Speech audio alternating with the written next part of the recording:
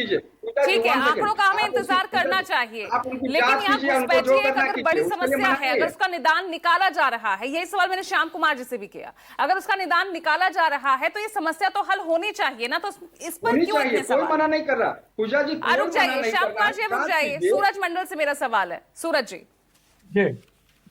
मैं सिलसिलेवार ढंग से कुछ बातें आपके सामने रखना चाहता हूँ। हाँ। पहली बात तो ये है कि देखिए, संवैधानिक संस्था है। अभी जनता दल यूनाइटेड के प्रवक्ता ने बहुत जोर शोर से कहा कि लूट कहाँ मचा हुआ है, रोज पुल बिहार में गिर रहा है, रोज अपराधी अपने तांडव कर रहे हैं, और ये दिख रहा है। आप बीच में टोकिए नहीं, मुझे आप बोलिए सूरज जी, बोलिए प्लीज कंटिन्यू कीजिए। जी, सबसे बड़ी बात है कि कुछ बातें आई हैं देश के सामने जो संवैधानिक संस्था को पर एक बड़ा प्रश्न चिन्ह खड़ा कर रही है। सबसे पहले तो आप याद कीजिए कि ट्रंप ने एक बयान दिया कि $21 मिलियन वोटर्स को बढ़ाने के लिए भारत को दिए गए, और नाम लेकर कहा प्रधानमंत्री महोदय को दिए गए, और ये चुनाव आयोग के समक्ष आना चाहिए था। इस पर आज तक कोई प्रतिक्रिया नहीं आई। दूसरी बात, सबसे महत्वपूर्ण बात है कि आपने देखा कि अभी किस तरह से सुप्रीम कोर्ट जाना पड़ा 3 राज्यों के वोटर लिस्ट मांगने के लिए कांग्रेस पार्टी को, जिसमें महाराष्ट्र, हरियाणा और दिल्ली शामिल है। और ऐसा पता चला कि कम से कम 30-40 लाख ऐसे वोटर हैं जो महाराष्ट्र और ये हरियाणा और दिल्ली में एक ही समान थे। और इस बात की पुष्टि के लिए जब उनसे जानकारी मांगी गई तो उन्होंने नहीं दी, तो अंततः सुप्रीम कोर्ट से आदेश आया है। मैं उम्मीद करता हूं कि वो देंगे, हालांकि मुझे लगता नहीं है, क्योंकि हम लोग देख चुके हैं कि चंडीगढ़ में किस तरह से चुनाव के साथ खिलवाड़ हो रहा था, और जब वो खिलवाड़ हो रहा था उसके बाद जो इन्होंने अपने कानून में परिवर्तन किए, जो चुनावी रिकॉर्ड्स को सेव करके रखना था मोर देन 6 मंथ्स एटलीस्ट, उसको इन्होंने दायरा को छोटा कर दिया और 2 महीने में इनको डिस्पोज करने लगे। इतनी हड़बड़ी क्यों?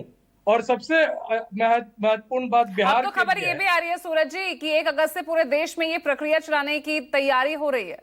नहीं, हम स्वागत करेंगे। अभी अटके पड़े। नहीं, ये जब ये एक्सपोज हो गए कि हरियाणा के चुनाव, महाराष्ट्र के चुनाव और दिल्ली के चुनाव वोटरों को जोड़ के इन्होंने जीता है, तो बिहार में एक नया इन्होंने सगुफा छोड़ा है। अब वोटर जुड़ते हैं तो बीजेपी को फायदा होता है, वोटर घटते हैं तो भी बीजेपी को फायदा होता है। एक ही, अब क्या आप बात कर रही हैं? वही वोटर हरियाणा में भी रहेगा, वही महाराष्ट्र में भी, और वही दिल्ली में भी। सबका आधार कार्ड सहित और सारी जानकारियां कांग्रेस पार्टी ने साझा की है। राहुल जी ने तो उन्हीं की छटाई का तो काम कर रही है बीजेपी, ऐसा उनकी नहीं कर रही है। उस आधार पर ये सरकार जीती हुई है, उस आधार पर माननीय नरेंद्र मोदी प्रधानमंत्री हैं, उसी आधार पर, उसी जो चुनावी हथकंडे और चुनावी मैनिपुलेशन है जो लगातार कह रहे हैं कि पूरे विपक्ष को इस चुनावी प्रक्रिया से अलग हो जाना चाहिए। अलग हो जाएंगे आप? अब तो स्थिति ये आ रही है कि जब संवैधानिक संस्था अपनी दायित्व को, अपने संवैधानिक दायित्व को पूरा नहीं करेगी तो देश के जनता के पास एक बड़ा प्रश्न चिन्ह खड़ा होगा, जो बिहार में हो रहा है। निवान शर्मा, बस ये आरोप ही लगेंगे या फिर बाकी विपक्ष इस मामले में कुछ ठोस करने की तैयारी में दिख रहा है? हालांकि आप तो अब अलग थलग खड़े हैं अपने इंडिया गठबंधन से। अब रुक जाइए सूरज जी, एक लाइन में जोड़ देता हूं। ये जो बीएलओ की बात कर रहे हैं, अभी आपके संवाददाता राजीव रंजन जी ने दावा किया, और सही दावा किया, कि ये बीएलओ नहीं जा रहे हैं, ये भारतीय जनता पार्टी के इलेक्शन बूथ एजेंट्स जो है ये जाके वोट बनवा रहे हैं और छटा रहे हैं।